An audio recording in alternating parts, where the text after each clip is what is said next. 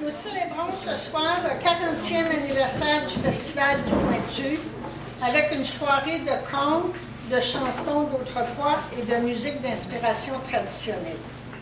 Le thème de cette soirée, c'est l'amour.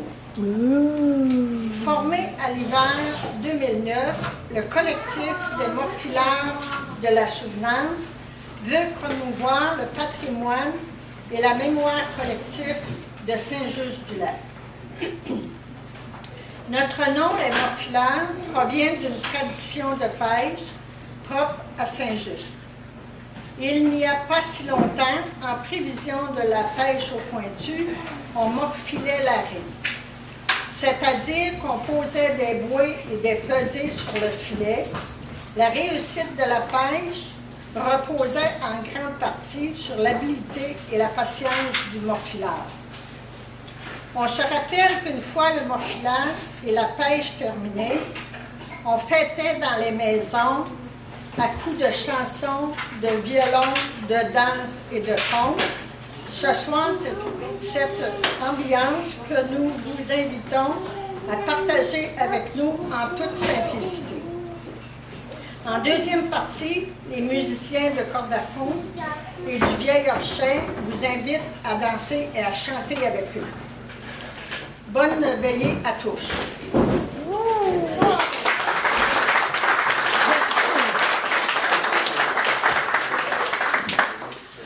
C'était assez fort, là. Bon. Ce soir, nous vous présentons un conte en 3 actes, écrit par Francine Dubé, raconté par Sonia Philippe. Le premier acte, La Diablesse envionnée par Sonia. Enviolonnée.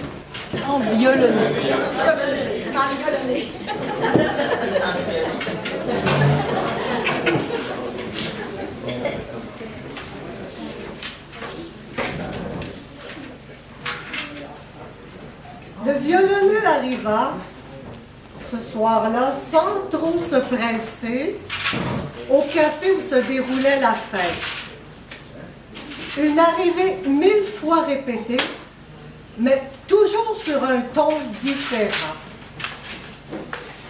Il s'assit et jeta un regard inquisiteur à la porte d'entrée.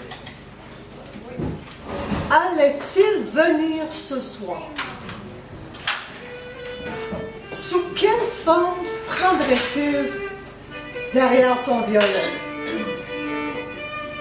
Tout ça dépendait des humeurs, des ondes vibrantes, de la musique, de la souplesse de ses doigts, qui battaient déjà le tempo de l'atmosphère qui se réchauffait. Les rires fusaient, les gestes se déliaient, la parole tournait en chanson, la fumée s'épaississait et on sentait les corps se mettre à l'unisson des esprits pour goûter tout le fumet de la fête.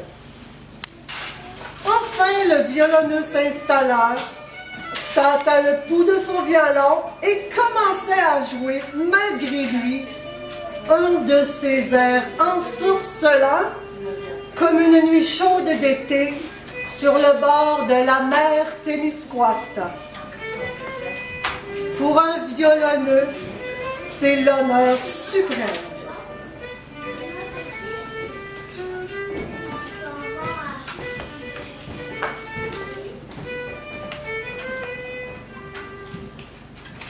Le diable était de la fête. Il ne l'avait pas reconnu parmi la foule. Sous quel déguisement pourrait-il s'être caché? Il regarda attentivement chacun des fêtards. Et quelle fut grande sa surprise quand il l'a reconnu dans les yeux d'une femme superbe. Ses boucles brunes lançaient des flammes et son sourire étincelait. Elle inclina majestueusement la tête en signe de reconnaissance. Ah, tant difficile pour le diable ces dernières années. Lucifer cherchait le bonheur depuis toujours.